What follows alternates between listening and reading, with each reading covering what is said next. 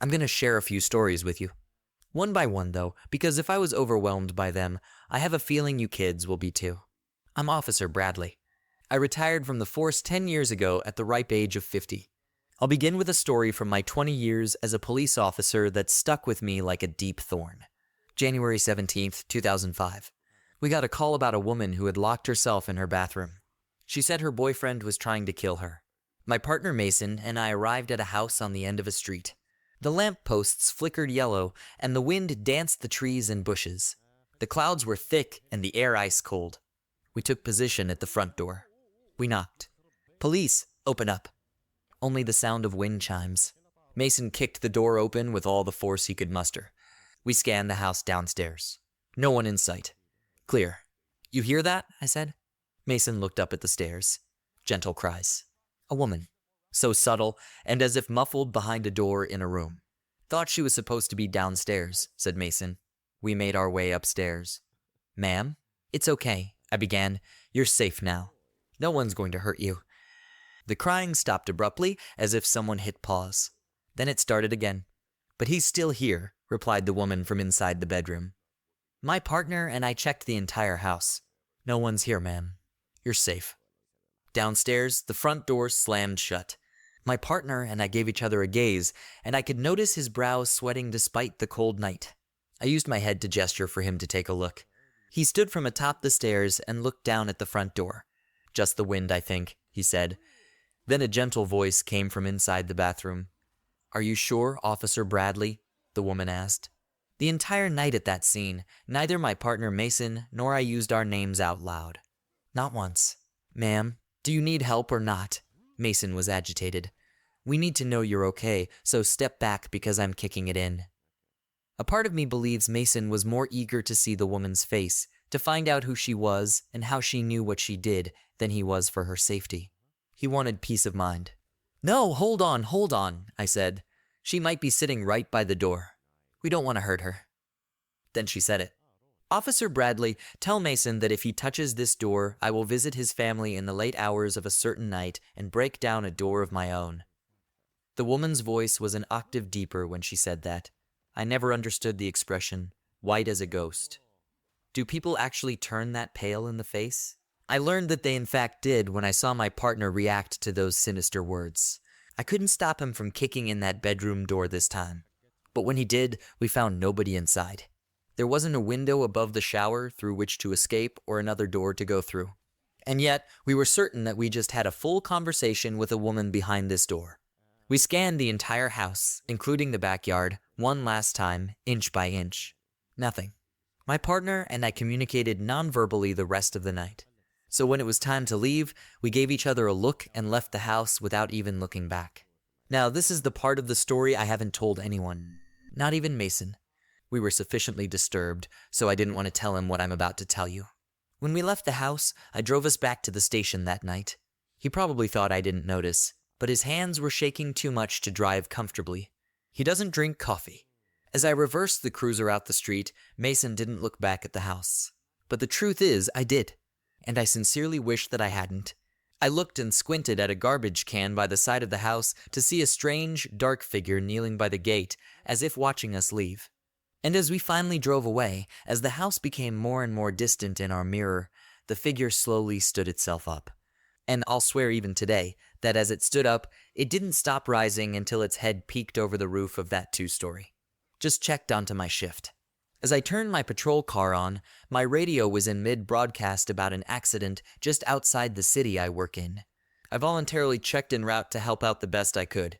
While heading there, I was informed that it was actually closer to the next city over, but that I would still be the first one there. I was then told it was a head-on collision. I arrived on scene about a minute later. It was in fact a head-on collision. 5 people from one vehicle were not wearing seatbelts. All 5 were fatally injured beyond any measure. There was nothing I could do. A doctor showed up on scene shortly after me. Nothing he could do. I watched 2 adults and 3 children die in front of my eyes. The 6-year-old little girl just stared at me unblinking as she passed. I still get emotional. They were students at our elementary school. I knew them because I routinely go to that school just to see the little kids and give them junior police stickers take pictures with them, and let them play with my gadgets and police car. I went to the memorial service that the school put on for the girls to pay my respects. Their father was there and didn't know who I was, or that I was the first one there, or what I saw. He was talking to another father, clearly in between denial and anger phases, about how he wished he knew what officer it was on scene so he could kill him for not doing anything, and why didn't he do anything, and blaming me for their deaths. That was really hard to hear. I wish I was a superhero and could have used magic powers to save those poor children. I'm sorry, little ones. You deserve to live your lives. Edit. Thank you all for the kind words and support. I have actually gone and seen a professional regarding it. That has helped a lot. Unfortunately, it is just something that will be with me forever. I am doing pretty well overall and recently welcomed my first child into the world. Experiencing what I did makes me just love and appreciate every day I have with him even more. Thank you to everyone again, and also thank you for the silvers and wow, my first gold too. I wish it was for something much happier, but still, I really appreciate it. Let's call him Jim. Jim ran a red light. Jim got pulled over. Jim is polite and respectful. Jim hands over his ID insurance, provides his current address and phone number. Jim's lady friend in the front seat even hands over her ID, unprompted. Officer runs Jim. Jim has a warrant for petty theft from a neighboring jurisdiction. Officer returns to Jim and tells him he has a warrant and needs to step out of the car. Jim says, "What? I have a warrant?" Then proceeds to put his car in gear and take off with 2-year-old Jim Jr. in the back without a car seat. Lucky for Jim, the agency pursuit policy prevents officers from following him. Unlucky for Jim, officers now know exactly who he is and where he lives. Officers proceed to file warrants for 6 charges against Jim. The warrants also served to trigger an automatic violation of his probation. The funny thing is, there was only a $300 bond on the petty theft charge. He probably would have been released immediately if he could pay it. The even funnier thing is that warrant was no longer even in NSIC the next day, meaning it probably wouldn't have even been good. He would have been handcuffed, the warrant verified, and if no good, released immediately. The next day, Jim's lady friend called asking for her ID. Sorry, lady, it was mailed to the DMV. But she confirmed that the address Jim so kindly provided was a good one. A couple hours later, the officers from whom Jim fled paid him a visit. Now Jim is in jail, serving the remainder of his previously suspended 180 days for the probation violation, plus whatever the new charges bring. Jim is dumb. Don't be like Jim. I use the term sovereign citizen, but this guy was probably a Moorish. Same idea. I may have told this before, but it's a fun one. I was driving down the freeway on my way to find an empty parking lot and work on paperwork. I had my blinders on and was not looking for violations. As I went to pass a car, the driver rolled his front windows down. That caught my eye as I realized they essentially had limo tint on the front, which is illegal in pretty much every state. What was more interesting is he was sticking his head out the window and appeared to be yelling at me. If someone wants my attention, I'm all about public service and giving them what they want. I then looked at the license plate and saw it was one of those private vehicle fake plates that sovereign citizens thinks make them immune from getting stopped. Aside from that, he was in a construction zone that had dropped the speed limit by 20 mph, and he was going the old speed limit. Window tint plus no license plate plus way over the speed limit meant this was a stop worth making. Unit 2 to dispatch. I'm behind what appears to be a sovereign citizen. I'm going to wait for another unit before I make the stop. I happened to be driving right by my office, so 2 other units and a supervisor got set up right away. I lit him up and he pulled over. As I walked up, he was blaring some podcast or talk show radio. At least his window was rolled down, so that was better than average for compliance. Good afternoon, I'm Trooper 2 Blue Zebras. He had a 10-year-old in the car and was talking to her in an obvious attempt to undermine me by ignoring what I was saying. This cop pulled me over because of my plates, but he doesn't know that I don't have to have plates. I kept going.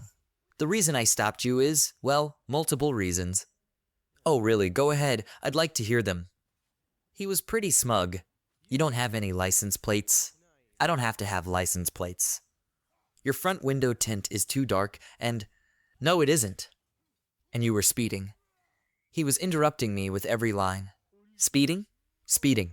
Oh, you're a lying piece of shit. I was doing 65 miles per hour. He lost it. I was expecting this because sovereign citizens like to do this to get a reaction. So my tone the whole encounter was monotone. I agree, you were doing exactly 65 miles per hour. The wind got taken out of his sails, and he looked confused and suspicious. You entered a construction zone 3 miles ago. The speed limit is 45 miles per hour. While I was behind you, you passed 2 signs that said it was 45, including a speed trailer that picked you up at 65. He seemed to agree that it was illegal to speed since he didn't counter that point and had already admitted to doing 65. I need to see your driver's license, insurance, and proof of registration. No, you don't. I sure do, that's why I asked for them. No, I don't have to provide them. I'm not engaged in commerce, and you have no right to see them. You're operating a vehicle while on a public road, which means he kept cutting me off, trying to talk over me, telling me how I was wrong, so I let him talk and just stared at him. Once he stopped talking, I repeated, I need to see your driver's license. No. Then we're gonna be here a while. It's in the glove box. Okay, go ahead and retrieve it. Nope, I'm not giving you an excuse to shoot me. I audibly sighed on purpose. When I ask you to retrieve something, I would expect you would have to reach somewhere to retrieve it. In fact, we have failed people at my academy who wouldn't let people retrieve anything because they were too paranoid. No, not gonna do it. Okay, what's your name? You don't need my name. If I can't identify you, I am required to take you to jail. He gave me his name. I asked, how do you spell it? Figure it out.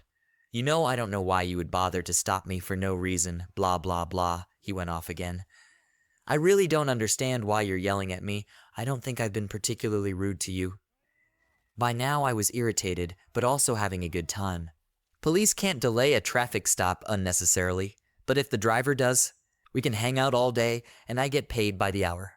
Back to business. Where are the plates for the car? They're right here. He pointed between the driver's seat and center console. Can I see them, please? Why do you need to see them? Progress. He didn't say no. I want to make sure the car isn't stolen. It's my fucking car. I have no way of verifying that because I can't see the plates. He held them up. Here, see? That good enough? I wrote the number down. Yep, insurance. It's in the glove box, and I told you I'm not reaching in there. If I don't see insurance, I have to write you a ticket for that. This is true. I don't have discretion on this. Then write it. Again, I'm all about customer service, and I'm happy to give people what they ask for. I went back to my car's computer, I figured out who he was, confirmed the car was his, confirmed his license was valid, and confirmed his registration was good. While back at my car, he had cranked the volume up again on some sovereign citizen garbage about why license plates aren't required. Unfortunately, because everything came back valid and current, I couldn't tow his car, and I couldn't take him to jail.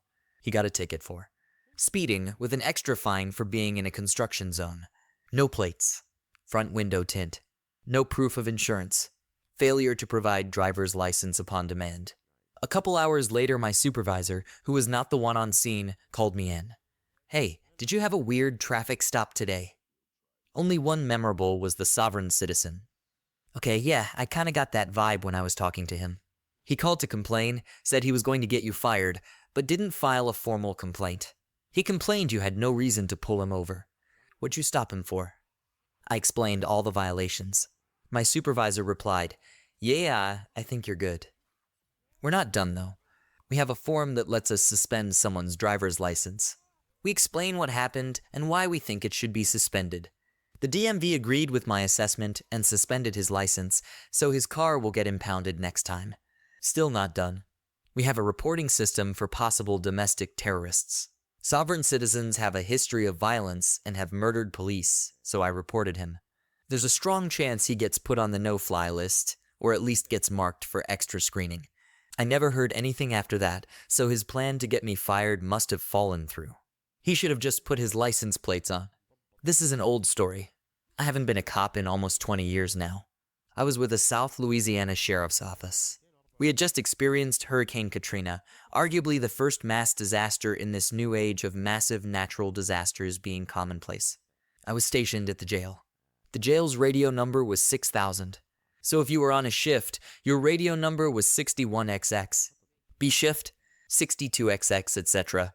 We had 4 shifts, 4 lieutenants, 8 sergeants, 8 corporals, and however many deputies each shift needed.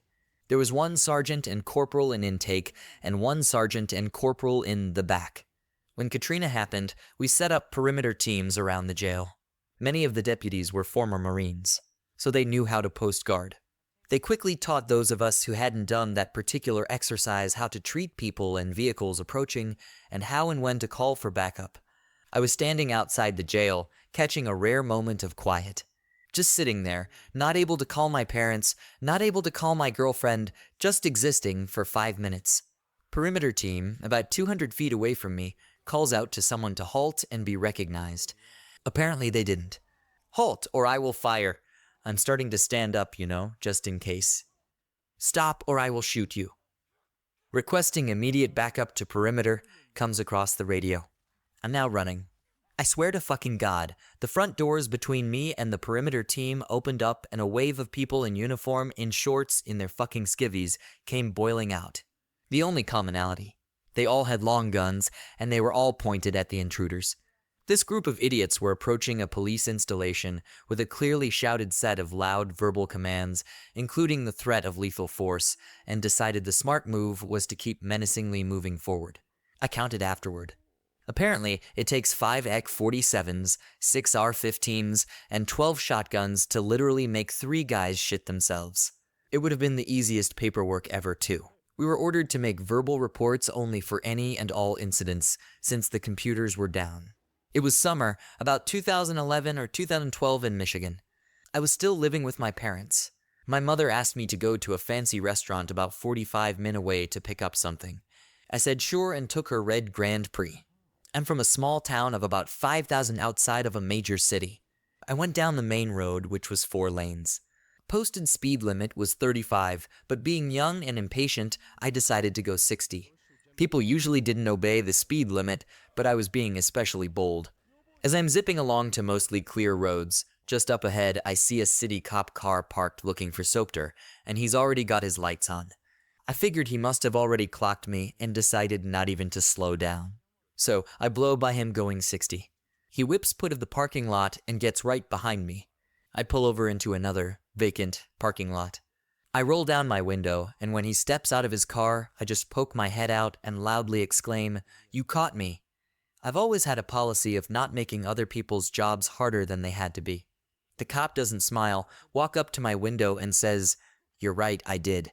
Want to tell me why you were speeding?" "Well, officer, I'm running errands for my mother. I'm young and I just felt like speeding." The cop's face is like a statue, but he just stares at me for a few moments without responding. As if he's dumbfounded someone would be that blatantly honest. "Give me your license." I hand it to him. He goes to his car and I sit there for about 5 minutes. He comes back, gives me my license and says, "Don't ever let me catch you speeding through my town again," then leaves. Looking back, even I wonder how I got away with that. For context, I'm 6'2", and at the time was like 18 to 115 kg, so a big unit. In a past life, I worked as an officer in a tourist town in the UK. Walking the streets, interacting with locals and visitors, the usual community engagement type stuff. On a hot day in the height of summer, I stopped off to get a bottle of water.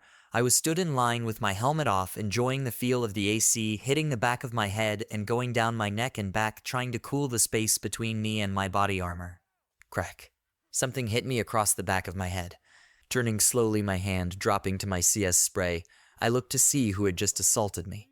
I was met with an old lady with a walking frame and walking stick. She proceeds to have a go at me. "Ope, you should be out there catching criminals, not in here stuffing your face." Me, "I'm just getting a bottle of water and..." "Did you hit me?" "Ope, yes, because you were ignoring me." Me, right? I turn away from her as there is now a till free and purchased my water and left. About 30 minutes later, the inspector gets hold of me on the radio, asking to meet with me to discuss a complaint. So he comes out to where I am and gives me the details. A member of the public had complained that I was rude and belligerent to them and ignored them when they were talking to me. I asked when this had happened, and he told me today within the past hour. I then give him my side of the story, and when I mention the hit to the head, he immediately wants to go to the shop. So we do off in his car back to the shop where I got my water from. Once there, he goes straight to the till area and is excitedly asking me, "Where were you standing exactly?" I showed him, and he smiled from ear to ear and just pointed. There was a CCTV camera pointed right at where I had been standing. We went and reviewed the CCTV, and sure enough there, I was stood there helmet in hand, enjoying the AC on my head and the ope behind me. You can see on the CCTV she is trying to talk to me, but I have an earpiece in and can't hear properly, so genuinely missed that she was talking to me. Then it happened. She took hold of her walking stick and proceeded to tap me on the back, on my body armor. She did this 4 or 5 times, maybe before she just cracks me on the back of my head.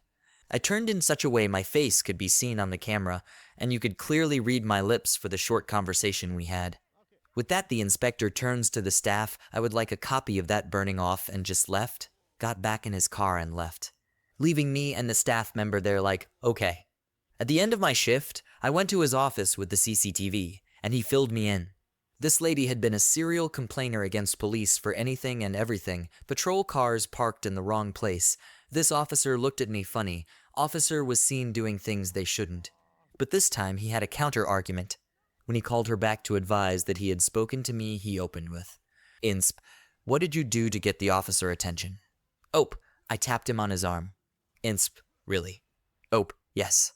"Insp, you know there is CCTV in the shop, especially around the till area." "Ope, so." "Insp, so I have CCTV of you assaulting my officer. You struck him across the back of his head with your walking stick." Apparently after this revelation, she was very shouty and incoherent before calming down and being delivered the parting shot by the inspector of, "We will ignore the fact you assaulted an officer while on duty as long as you stop making unfounded complaints against my staff. We are entitled to a break to get food and drink. We can park our cars in the visitor car park of your complex. When dealing with incidents, we are human and should be allowed to work unimpeded."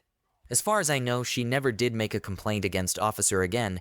We did attend antisocial behavior in the area of her complex, which we were sure would create a complaint of why we were not doing something about it, but nope, we didn't hear a peep.